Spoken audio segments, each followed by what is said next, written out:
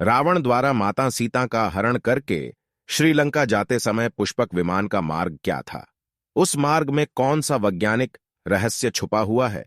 उस मार्ग के बारे में हजारों साल पहले कैसे जानकारी थी? पर ये इन प्रश्नों के उत्तर जो वामपंथी इतिहासकारों के लिए मृत्यु समान हैं। मेरे दोस्तों, रावण ने मां सीता जी का अपहरण पंचवटी, नासिक, महाराष्ट्र से किया और पुष्पक विमान द्वारा हम्पी, कर्नाटक, लेपक्षी, आंध्र प्रदेश होते हुए श्रीलंका पहुंचा। आश्चर्य होता है जब हम आधुनिक तकनीक से देखते हैं कि नासिक, हम्पी, लेपक्षी और श्रीलंका बिल्कुल एक सीधी लाइन में है। अर्थात ये पंचवटी से श्रीलंका जाने का सबसे छोटा रास्ता है। अब आप ये सोचिए कि उस समय गूगल मैप नहीं था जो छोटा रास्ता बता देता। फिर कैसे उस समय यह पता किया गया कि सबसे छोटा और सीधा मार्ग कौन सा है? या अगर भारत विरोधियों के अहम संतुष्टि के लिए मान भी लें कि चलो, रामायण केवल एक महाकाव्य है जो वाल्मीकि ने लिखा, तो फिर यह बताओ कि उस जमाने में भी गूगल मैप नहीं था, तो रामायण लिखने वाले वाल्मीकि को कैसे पता लगा कि पंचवटी से श्रीलंका का सीधा छोटा रास्ता कौन सा है? महाकाव्य में तो किन्हीं भी स्थानों का जिक्र घटनाओं को बताने के लिए आ जाता, लेकिन क्यों वाल्मीकि जी ने सीता हरण के लिए केवल उन्हीं स्थानों का जिक्र किया जो पुष्पक विमान का सबसे छोटा और बिल्कुल सीधा रास्ता था?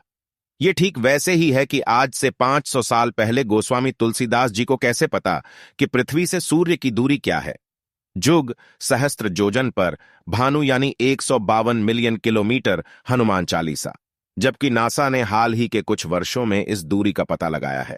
अब आगे देखिए, पंचवटी वो स्थान है जहां प्रभु श्री राम, माता जानकी और भ्राता लक्ष्मण वनवास के समय रह रहे थे। यहीं शूर्पणखा आई और लक्ष्मण से विवाह करने के लिए उपद्रव करने लगी।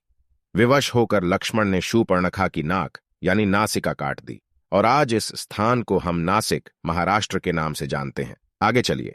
पुष्पक विमान में जाते हुए सीता जी ने नीचे देखा कि एक पर्वत के शिखर पर बैठे हुए कुछ वानर ऊपर की ओर कौतूहल से देख रहे हैं, तो सीता ने अपने वस्त्र की कोर फाड़कर उसमें अपने कंगन बांधकर नीचे फेंक दिए ताकि राम को उन्हें ढूंढने में सहायता प्राप्त हो सके। जिस स्थान पर सीता जी ने उन वानरों को ये आभूषण फेंके वो स्थान था ऋष्यमूक पर्वत, जो आज के हम्पी, कर्नाटक में स्थित है। इसके बाद वृद्ध गिद्धराज जटायु ने रोती हुई सीता जी को देखा कि कोई राक्षस किसी स्त्री को बलात् अपने विमान में लेके जा रहा है। जटायु ने सीता जी को छुड़ाने के लिए रावण से युद्ध किया। रावण ने तलवार से जटायु के पंख काट दिए। इसके बाद जब राम और लक्ष्मण सीता जी को ढूंढते हुए पहुंचे तो उन्होंने दूर से ही जटायु को सबसे पहला संबोधन हे पक्षी कहते हुए किया। उस जगह का नाम दक्षिण भाषा में लेपक्षी, आंध्र प्रदेश है। अब क्या समझ आया आपको?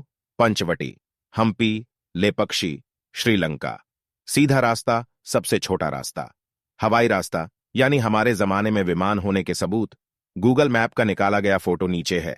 अपने ज्ञान, विज्ञान, संस्कृति को भूल चुके भारत बंधुओं, रामायण कोई मायथोलॉजी नहीं है। ये महर्षि वाल्मीकि द्वारा लिखा गया सत्य इतिहास है जिसके समस्त वैज्ञानिक प्रमाण आज उपलब्ध हैं।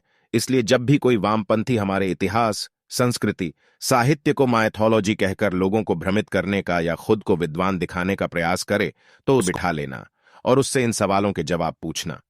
एक का भी जवाब नहीं दे पाएगा। सत्य सनातन धर्म की जय। जय श्री राम। कहानी अच्छी लगी हो तो वीडियो को लाइक करें, चैनल को सब्सक्राइब जरूर करें ताकि आने वाली वीडियो का आप आनंद ले सके।